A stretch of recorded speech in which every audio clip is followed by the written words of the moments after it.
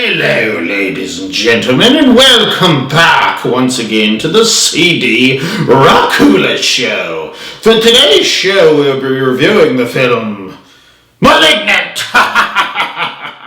This movie was directed by James Wan, who straight up has a serious nose for modern horror films. Insidious, Saw, The Conjuring universe. Have you ever heard of those franchises? I thought maybe you horror fans out there might have. And oh, by the way, Jamesy Boy was the creator of those franchises. No big deal or anything. They only made billions of dollars. No biggie, as the kids are saying. He's also directed Aquaman, which, not a fan, but it was okay, I guess, for a superhero movie. It was no Saw, that's for sure. I'm a little biased, being a horror man. Speaking of Aquaman and James Wan, I still am a little sore that the horror spin-off, The Trench, was cancelled. That sounded like it could have been pretty cool, if you ask me. Oh, by the way, stop cancelling horror films, why don't you? You know that every time you cancel a horror film, a baby vampire loses its fangs? Do you really want to be held responsible for something like that? Hopefully you, Hollywood guys, will show some compassion for us vampires. Maybe show a little respect for your elders. And don't tease us with horror films, only to rip them out of my claws, just as I get a little eensy-weensy bit excited. It's maddening! Okay, resettle here, CD. Okay, I'll get off my soapbox and move on with Malignant. That's probably why you're here. After all, no one wants to listen to old CD's ramblings.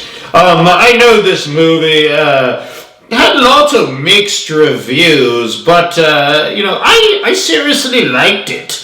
It had some really nice twists and turns, and some good gore mixed in as well. Mix a little red into your movie, you know? I don't like it when horror movie skimps out on the gore, or try to thrill me with the psychological horror baloney. No thank you. Bling on the blood, baby. The movie stars former The Mummy actress Annabelle Wallis as Madison Mitchell. I think we're going to see more of Annabelle in the horror world in the future. What a great name for horror, Annabelle. She's definitely got that horror it factor. Really expressive eyes or something. I can't really put my little finger on it, but she definitely has got it. And speaking of actresses, let me ask you this. My little blood bags, who do you think is the greatest horror actress of all time? The greatest scream queen? For me, it's Jamie Lee Curtis of the Halloween franchise. Simply for her ability to stick with the franchise over the years. I didn't love her in Halloween Kills, but she's been around. Comment down below on your pick for #1 horror actress of all time. Moving on with the film, I don't want to give it away and be a spoiler, because no one likes to be spoiled, do they?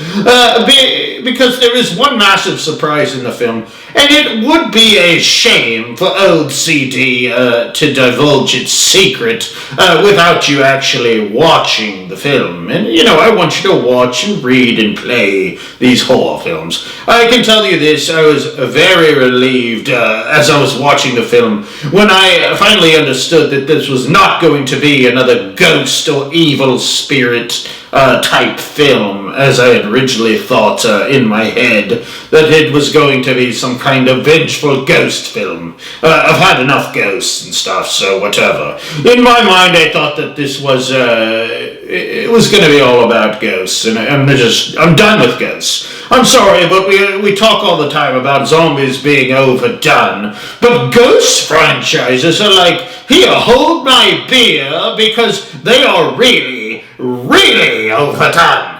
I think one of the reasons they overdo it with the Ghost franchises because you don't necessarily have to spend a bunch of money and time in creating an actual creature. So I will tell you this, that is not a ghost movie, so you can relax and enjoy Malignant with that knowledge at least, without giving too much away, of course. The story centers around Madison Mitchell, a young lady whom had a tumor excised early in life, and now sees visions of grisly murders done by some kind of dark creature. I think that this movie has the makings to be James Wan's next great horror franchise, or at the very least get a sequel out of the deal, as the ending kind of leads you on to believe. And no, I absolutely will not tell you the ending. You have to watch the movie. Sorry, old CD isn't going to give you what you want. Not today, and not ever. Well, I'll never say never. I'm known to be a little naughty boy at times. It had a few characteristics of long-lasting horror films that to me made the movie Malignant stand out as a film that won't be a one and done. I really hope it's not a one and done. One of the things that stood out to me in this movie was the weapon that the creature used to commit these heinous crimes. We don't talk enough about the horror weapons. It was very unique to this film, and in the same way Leatherface is to his chainsaw, Freddy Krueger to his clawed hand, or Jason Voorhees to his precious little machete. Oh, if Jason's machete could talk. The places it's been and the things that it's done. These chilling weapons have in a way become those epic characters' calling cards and have helped those franchises last the tests of time, for better or worse, some would say.